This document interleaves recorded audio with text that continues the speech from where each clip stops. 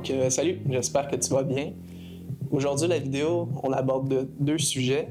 D'abord, un petit recap des derniers mois, parce que ma dernière vidéo date déjà de quelques mois. Puis, deuxièmement, on va parler des prints éditions limitées, même si ça avance peut-être pas aussi vite que j'aurais espéré. Je continue quand même de travailler sur le projet. J'espère vous faire le dévoilement le plus tôt possible. Donc, premièrement, pour ce qui est du recap des derniers mois, d'abord, j'étais en mise à pied temporaire suite à des grèves qu'il y avait eu dans mon domaine. Ça a touché principalement les États-Unis, puis ça a découlé jusqu'ici à cause des projets qui avaient été mis sur pause. Ça devait rester temporaire, donc j'avais quand même espoir de retourner au travail dans les semaines, mois suivants. Par exemple, là, le gouvernement de la CAQ, merci beaucoup, a décidé de faire des coupures en plus dans mon domaine. Ce qui fait que des milliers d'emplois ont été perdus, dont le mien. Puis là où est-ce que la situation a été plus problématique, c'est que je ne pouvais pas tout simplement réappliquer dans un autre studio. Donc pour ceux qui ne sont pas au courant, je travaillais dans les effets visuels pour tout ce qui est séries et films au niveau de la 3D.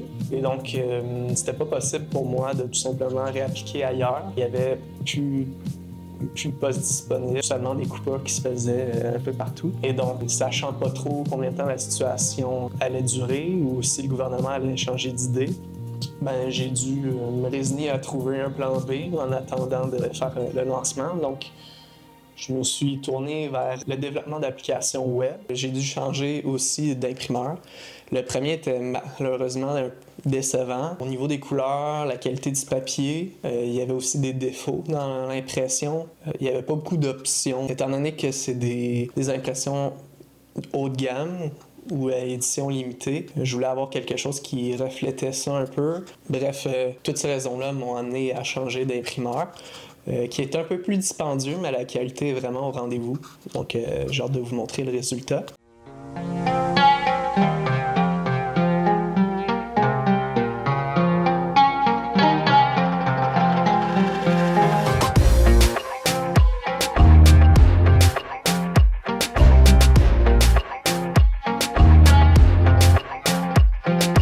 Comme vous pouvez voir là, je m'apprête à ouvrir les impressions du deuxième imprimeur. Contrairement au premier où est-ce que c'était du carton rigide, le deuxième c'est vraiment impression sur Canva. Et pour faire ces impressions-là plus haut de gamme, cet imprimeur-là offre le service de scanner littéralement les peintures. Bref, ce que ça veut dire, c'est qu'on va éviter la distorsion qu'un appareil photo aurait avec la lentille, si on veut, ce qui donne un résultat plus fidèle à l'original, au niveau des couleurs aussi. Puis le fait que ça soit sur un papier Canva, ça rappelle un peu plus la toile originale, si on veut. Donc, c'est vraiment gagnant sur toute la ligne. Donc là, on peut voir les différentes options. En tout, on en a 7. D'abord, on a le Mannequin-Eco blanc, original, avec le fond rose Sakura, si on veut. Il y a aussi l'option avec fond noir. Ensuite, on a le Mannequin-Eco or, qui a le fond original vert. Et comme option, le fond noir aussi. Et en terminant, on a le Mannequin-Eco noir, avec son fond bleu en version originale. Et comme option supplémentaire, on a le noir aussi, mais une espèce de gris blanc en plus. Et donc, si on compare avec les impressions du premier imprimeur, on peut voir que les couleurs sont très différentes. Le fini aussi est très différent, mais là où est-ce que ça pose le plus problème, selon moi, c'était les défauts dans l'impression. On le voit pas très bien sur la vidéo, c'était quand même dur à rendre. On voit une rayure vraiment sur plusieurs des impressions. Le but de ces prints-là, c'était vraiment de créer une option édition limitée. Donc là, je me voyais mal vous offrir un produit avec des défauts en partant, là, évidemment. Donc c'est pour ça que pour moi, c'était hors de question de continuer dans cette voie-là. Et j'ai opté pour le deuxième. Et donc, comme on peut voir, c'est un Canva qui est vraiment flexible. C'est vraiment comme une toile, comme pour peinturer. Puis, on peut voir que le résultat est plus original. Meilleure qualité et plus fidèle à l'esthétique voulue. Donc pour moi, c'est vraiment préférable comme option. Et donc, Donc ça, c'est pour les prints. Dans l'emballage, on va avoir le print, évidemment, qui va être déjà encadré. Donc les prints originaux vont avoir un cadre de couleur chêne et les options, eux, auront un cadre noir. Avec l'impression et le cadre va venir un certificat d'authenticité numéroté. Donc il va y avoir toutes les informations à propos du print que vous aurez acheté. Il va être signé, numéroté et daté.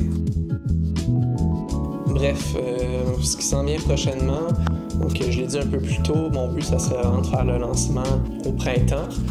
Là, j'ai les prints, j'ai les certificats, les cartes d'affaires avec les codes QR et tout l'équipement nécessaire pour faire l'emballage. Donc, ça va être vraiment de double-check le site, voir que les commandes fonctionnent bien. Puis, je pense qu'après ça, il ne reste plus qu'à faire la vidéo promotionnelle. Puis, on va pouvoir dire mission accomplie. Et évidemment, moi, c'est un projet que je fais par pure passion. Je le fais dans mes temps libres, quand j'ai le temps. Puis, comme je vous ai dit, là, j'ai fait un retour aux études / changement de carrière. Donc, ça m'occupe beaucoup en ce moment. Mais, encore une fois, mon objectif, c'est vraiment de faire le lancement pour ce printemps. Alors, si je peux prouver qu'on peut non seulement avoir un projet vraiment qui nous passionne, et ça, en plus d'avoir un emploi ou même en étant aux études, j'espère que ça vous encourage justement à développer vos passions, à voir où est-ce que ça peut vous mener. Donc, merci de suivre cette aventure entrepreneuriale avec moi et de m'encourager. Donc, n'oubliez pas de liker la vidéo, vous abonner pour suivre justement le développement du projet. Puis on se retrouve dans une autre vidéo. Donc merci beaucoup.